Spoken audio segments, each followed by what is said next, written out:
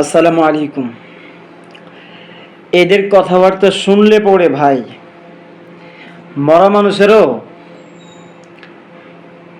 লাড়ি খাড়াই যাব।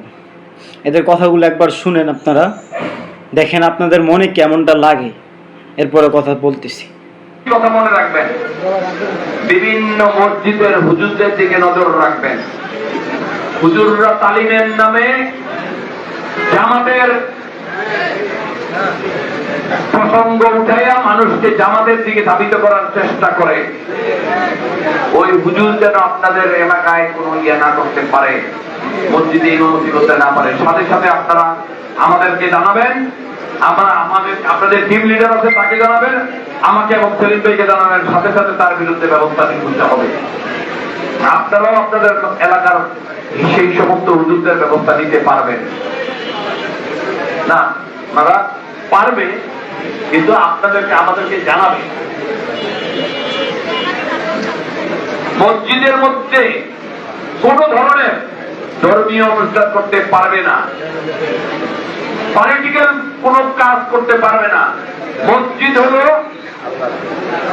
আল্লাহর ঘর, মসজিদ মানুষের হেফাজত খানা। আমরা নামাজ পড়ি সেখানে, আমাদের ইসলাম হেফাজত আছে ও মসজিদে।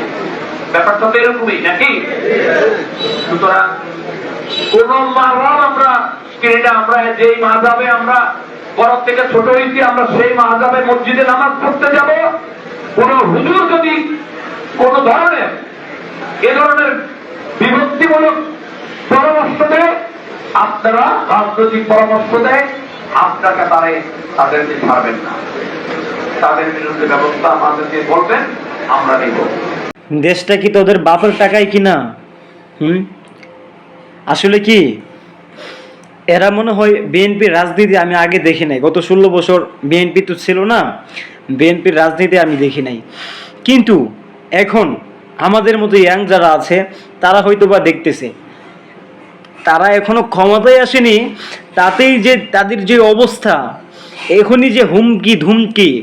হ্যাঁ, যে দেশের একজন আলেম নিরাপদ নয়, সেই দেশে আপনি একজন সাধারণ মানুষ হিসাবে কিভাবে নিরাপদ থাকতে পারেন?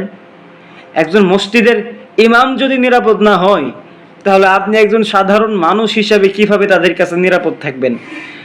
ওরা যেভাবে কথা বলে, ওদের কথা বলার যে টুনটা, যে ধরনটা, হ্যাঁ, মনে হচ্ছে তারা এখনই ক্ষমতায় চলে আসছে। এই বিএনপিকে কে ভোট দিবে? এটা কি জিয়াউর রহমানের বিএনপি? খালেদা জিয়ার বিএনপি কি এমন ছিল? আমার তো মনে হয় না। ওনারা আলেমদেরকে সম্মান দিয়ে কথা বলতে পারতো। এই কুলাঙ্গার বাচ্চাগুলো আলেমদেরকে সম্মান দিতে জানে না। যে দেশে, হ্যাঁ, আপনি বলতে পারেন, আপনি তর্কে আসতে পারেন যে আলেমদের মধ্যেও কিন্তু ভাই সমস্যা থাকতে পারে। হ্যাঁ, অবশ্যই আছে। আলেমদের মধ্যে সমস্যা নাই কে বলছে? আপনার আলেমরা কি ফেরেশতা নাকি? আলেমদের মধ্যে 100 জনের মধ্যে 5 জন 10 জন সমস্যা থাকতেই পারে।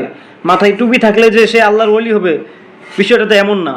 হ্যাঁ, আপনারা যে একদম ফেরেশতা হয়ে গেছেন তাও তো না। আপনাদের কথা মতোই তো ঠিক নেই, আপনারা তো নাস্তিক। আপনারা নাস্তিক। আপনারা একজন মসজিদে আলেমরে আপনারা সম্মান দিতে জানেন না। হ্যাঁ, মসজিদের মধ্যে কার কথা হবে? আল্লাহর কথা হবে। আল্লাহর যখন কথা বলতে যাবে, সে কোরআন থেকে যখন কথা বলতে যাবে, তখন তো আপনার গায়ে এমনিতেই জ্বলা ধরবে।